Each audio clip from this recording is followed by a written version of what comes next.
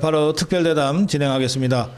2.3회 수석 부회장 윤종훈 부회장 나오셨어요? 네, 안녕하세요. 반갑습니다. 예, 윤종훈 TV의 대표입니다. 그리고 2.3회 사무총장 나오셨습니다. 네, 안녕하십니까. 예, 홍종진 총장입니다. 네, 안녕하십니까. 네. 그 윤석열 대통령에 대한 강제 구인 과정에서 심각한 인권 침해가 발생했고 불법이 자행됐다 공공연하게 이 상황을 어떻게 보시는지요? 예. 네, 벌써 제가 봤을 때는 두 번째 인권 탄압이에요. 네. 그렇죠? 그래서 뭐 특검이 이번에는 한 10여 명을 투입했다고 합니다. 가지고 강제 구인을 하려고 시도하는데 잘 안 되니까 이제 그 의자 자체를 같이 들어서 옮기려고 했다는 모양이에요. 네. 그래서 의자가 빠지면서 낙상하는 사고가 발생했습니다. 그래서 대통령 측에서 많이 다쳤다 이렇게 주장을 합니다. 근데 사실 이 윤석열 대통령이 거부권을 행사하는 거예요. 그렇지 않습니까? 진술 거부권. 예, 거부권을 그러면 조사 없이 기소하면 돼요. 예. 사실은 이렇게 할 게 아니에요. 근데 이게 제가 그냥 하는 소리가 아니라 과거에 이제 문재인 뇌물 사건이 있었어요. 네. 그때 무슨 일이 있었냐면 부인 김정숙, 딸 문다혜 이런 사람들이 저 조사를 받습니다. 그걸 검찰이 이제 나와라. 그거 싫어요. 그래서 이제 검찰에서 계속 안 나오니까 지금처럼 뭐 구인하는 게 아니라 이제 특혜성 조건을 달아요. 가까운 검찰청에 가서 조사를 좀 받아라 그러면 그러니까 싫어요. 그러면 그러면 우리가 전화를 할 테니까 녹음을 해서 그걸로 대응을 하자. 그것도 싫어요. 이렇게 된 거예요. 그러면 검찰이 이거를 계속 해야 되는데 안 합니다. 포기하고 이번에 문재인 대통령 이제 그 당시에 이제 문재인한테 뭐라고 하냐면 조사를 그럼 당신이 직접 받아라. 이 사람은 피의자이기 때문에 강제 구인이 가능해요. 그렇죠? 근데 강제 구인을 하려고 그러는데 계속 안 나오니까 그럼 윤석열 대통령처럼 이렇게 끌고 가야죠. 근데 안 합니다. 그래 놓고 하는 말이 당신이 안 나오면 그럼 기소하겠습니다. 이렇게 돼요. 그래서 그러니까 기소만 그냥 강제 구속 없이 그냥 기소만 해버려요. 네. 그러면 윤석열 대통령도 그렇게 하면 되는 거예요. 더구나 지금 저 구속돼 있고 예. 또 내란 특검에서도 또 강제 소환하려다가 안 되니까 불구속 기소를 했거든요. 그런데 이제 제가 보니까 구속 기소를 했거든요. 예. 그러니까 특검이 그 오동훈처럼 민주당한테 잘 보이려고 뭘 하는 거 아닌가 저는 이런 의심이 들어요. 그러다 보니까 이제 문제가 됐고 그다음에 이제 김건희 여사 같은 김건희 특검 말이죠. 이것도 이제 도이치모터스 주가 조작 사건이 이제 쟁점이잖아요. 근데 이 사건 같은 경우도 이제 그 문재인 정부 때 중앙지검장이었던 이성윤이가 조사를 시작했어요. 네. 그래서 5년 2개월간 5차례의 그 수사팀이 바뀌면서 조사를 했는데 무혐의가 나왔어요.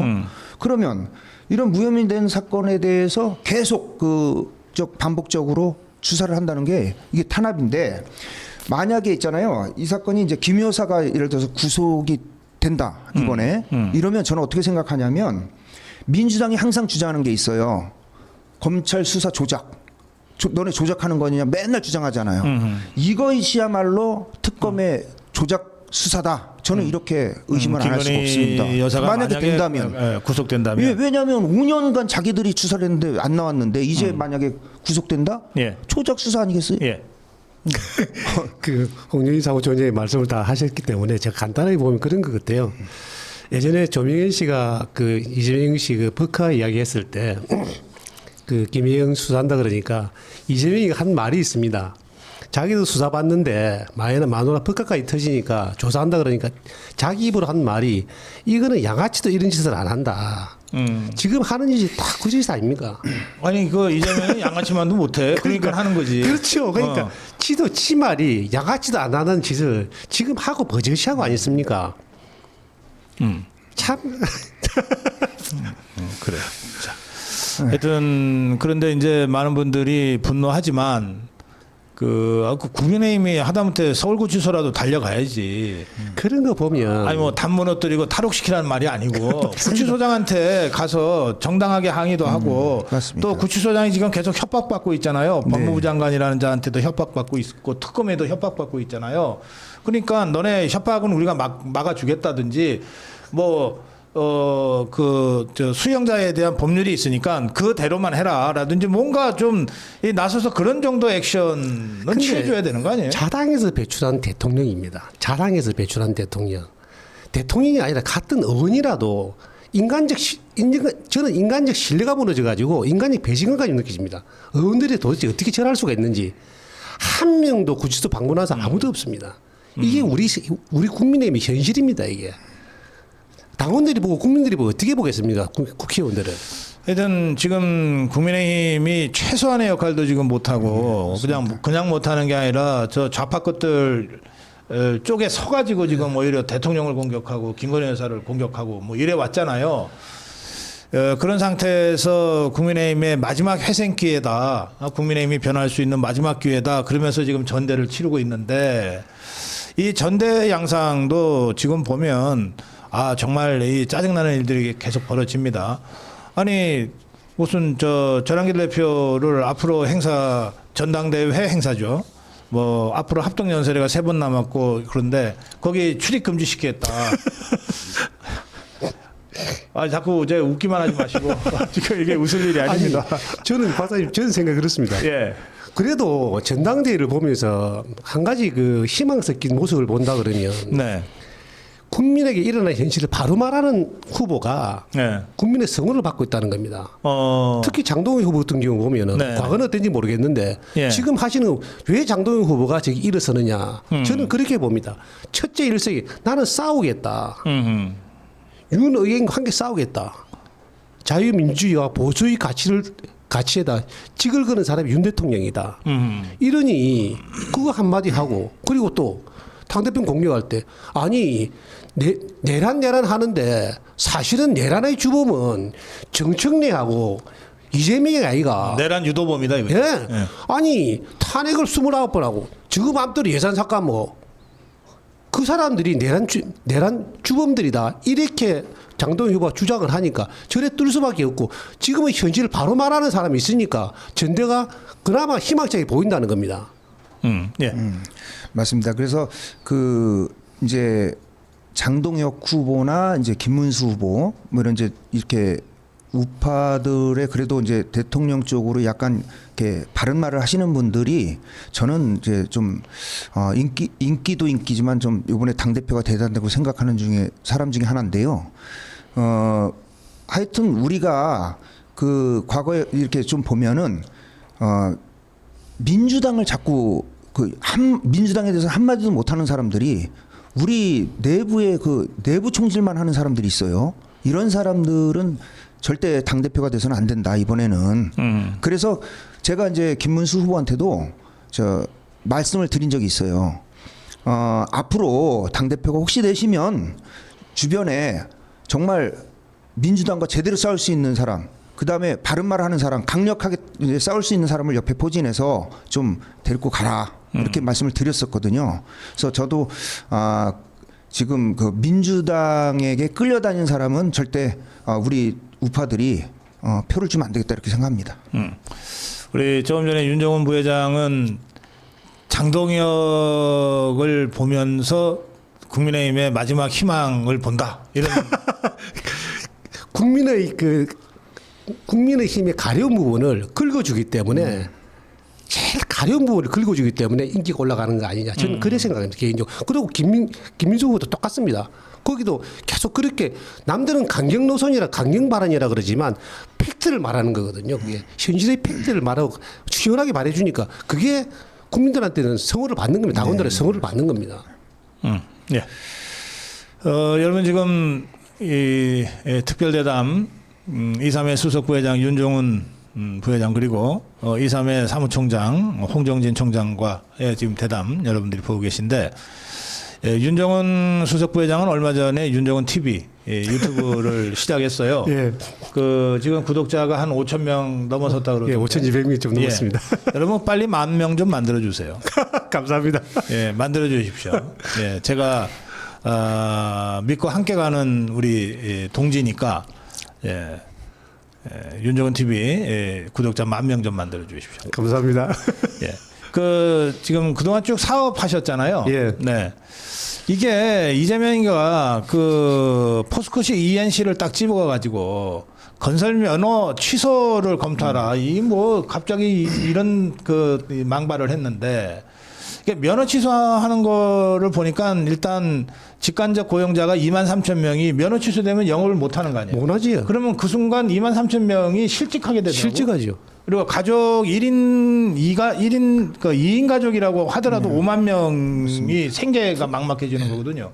그런데 덕분만 아니라 포스코 ENC는 그중 나아요. 10대 건설사는 전부 포스코 ENC보다 산재 사망자가 많더라고. 예.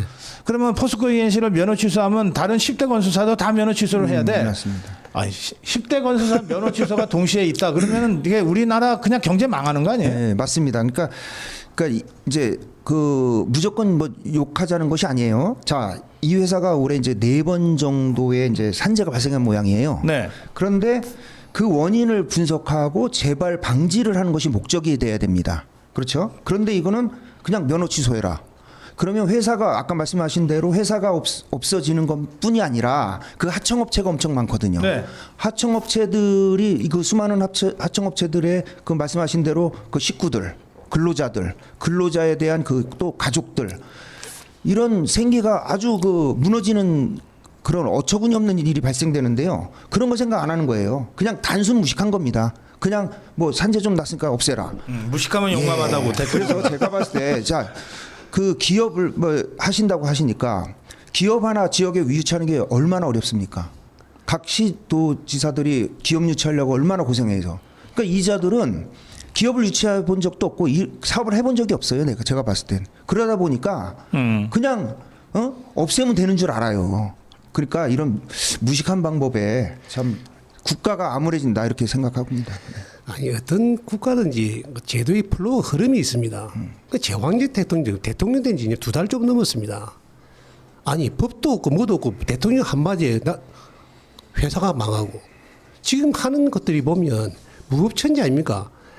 다수의 원력을 이용해 가지고 노란 봉투도 떡 만들어 가지고 시행하려고 상법 개정해 버리고 정세해 버리고 그 이게 사실은 이렇게 뭐 그 재난 사고에 대해서 대통령이 강력하게 말하는 것도 그렇지만 사실은 노란봉투보다 더 문제입니다. 노란봉투 더 문제예요. 그것도 노란봉투의 축은 2개입니다. 하나는 노조가 파업을 할 때 생산 시설을 강제 점검을 하더라도 그게 파괴가 없고 부사지는 게 없고 폭력이 없으면 손해배상 청구를 아예 못하게 만들어놨어요. 예. 그러면 생산시를 점검하게 되면 그게 손해지. 그 자체를 갖다가 폭력과 파괴가 없으면 손해배상 청구를 못한다.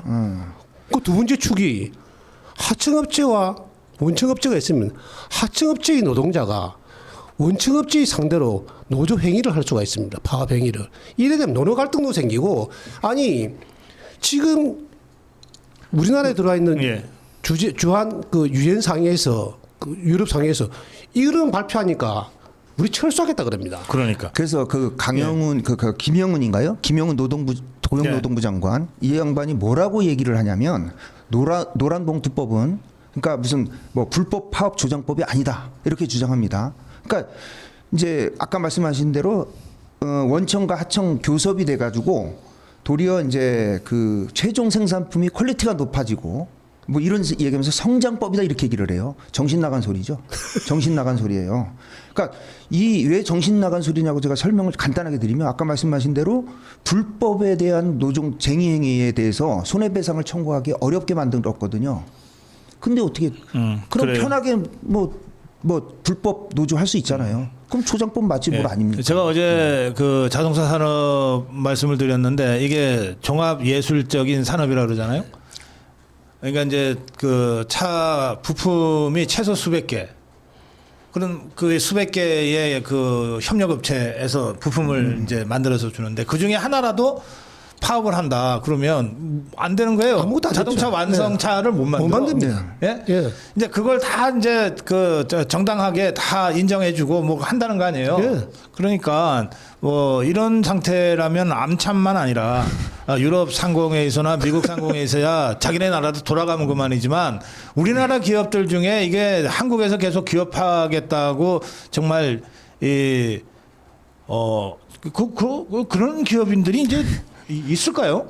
그러니까 기업을 하는 분들이 잠재적 범죄자라고 뭐라는 겁니다. 이게. 뭐 아까 말씀하신 대로 증세도 또 문제가 되는 거예요. 이게 그 뭐라고 이제 저 민주당 공약이 뭐였냐면 코스피 5천 만들겠다. 그렇죠? 그렇게 얘기했어요. 그래놓고 하는 것이 대주주 기준을 50억 투자해서 10억으로 낮춥니다. 그래놓고 뭐라고 하냐면 세금을 딱 띄워 세금 받겠다. 그러니까 어떻게 돼요? 5천 가는 게 아니라 주식 폭락. 그런데 더 웃기는 게 이제 민주당 정책위원장인가요? 이 양반이 뭐라 그러냐면 그 눈치 하나도 없어. 아 이렇게 떨어지면 투자 적기 아니냐. 이런 나 이거 뭐 국민 가지고 장난하는 겁니까 지금? 그래서 민주당이 그래서 안 되는 거예요. 지들이 약속한 대로 경제를 살려서 올리는 게 아니라 잘못해서 폭락되니까 투자 적기래요. 알겠습니다. 나 정말 화가 납니다. 화가 나. 이거 마무리해야 되겠습니다. 네. 예, 국민의힘 전대가 어쨌든 다음 주 계속되고 이제 다음 주 8월 22일 날 이제 새 지도부가 구성이 되는데 두 분이 다 정치권에서 활동하시니까 이 국민의힘 전대 그리고 이것을 함께 하고 있는 우리 자유파 국민들께 마무리 당부 한 말씀 좀 부탁드릴게요. 예, 그 정치는 이렇게 생각해요. 국민을 어떻게 행복하게 해드릴까 이렇게 기준이 돼야 된다고 생각합니다. 근데 국민을 어떻게 이용해서 말을 장난해서 거짓말해서 표를 얻을까 이런 아주 조잡한 정치는 좀 금물이 돼야 되지 않겠냐 이렇게 생각하고 있고요. 지금같이 뭐 15만 원 이렇게 받게 하는 것이 아니에요. 정말 더 큰 돈을 벌 수 있는 방법을 알려주는 것이 정치 아닌가 이렇게 생각합니다. 예, 좀 제발 좀 정신들 차리고 정치 똑바로 했으면 좋겠다 이렇게 마무리하겠습니다. 예. 예. 항상 정치 주변에서 맴돌고 있습니다만은 그래도 자유민주주의 가치와 보수의 가치를 지키기 노력하고 앞으로도 그렇게 항상 노력하는 자세로 임하겠습니다. 고맙습니다. 예, 오늘 특별 대담 23회 수석 부회장 윤종훈 부회장 그리고 23회 사무총장 홍정진 총장과 함께했습니다. 고맙습니다. 고맙습니다. 감사합니다.